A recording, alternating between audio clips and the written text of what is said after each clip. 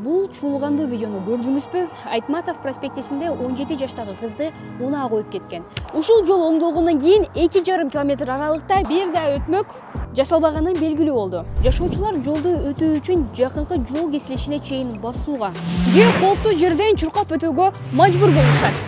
Ойго биринчи келген чечим бул көпүрө өтмөк же жер алдынан өтмөк куруп салуу. Бийлик дал ушундай кылууну чечкен. Бирок бул туура эмес. Анткени аларды куруу кымбат жана жашоочуларга таптакыр ыңгайлуу эмес.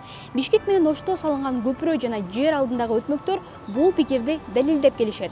Коляска менен жүргөн энелер, майыптыгы бар адамдар жана карылар аларды колдонууда кыйынчылыкка туш болушат. Мисалы, бул платформаларды коюуга 2017 жылы 7 миллион сом каражат сарпталган. Бирок 10 жыл аралыкта алар бир да жолу иштеген эмес. Ушундай эле көрүнүш көпүрө өтмөктөрдөгү лифттерде да кайталанган. Алар эч качан иштебейт. Жыйынтыгында инфраструктурага эң көп муктаж болгон адамдар андан да көп кыйынчылыктарга туш болушууда. Болбосо 2023 жылы Оштогу көпүрө өтмөктү курууга 45 миллион сом коротулган. Кыргызстандагы жер алдындагы өтмөктөр совет мезгилинен калган. Ошондо да 2017 жылы Сум жана филармониянын жанындагы өтмөктөрдү оңдоо үчүн 60 миллион сомдун тегерегиндеги каражат сарпталган. Азыркы учурда курулуштун баасы андан да кымбат болушу ыктымал.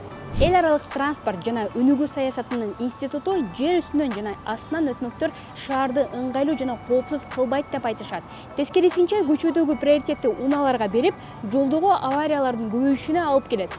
Эмне кылса болот? Кадимкидей жер өтмөктөрдү жасоо, жол чырагын орнотуп, зебраны чийүү керек. Бул вариант арзаныраак, ыңгайлуураак жана коопсуз.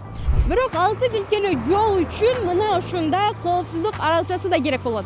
Ал эми сиздин оюңуз кандай? Комментарийге жаза кетиңиз.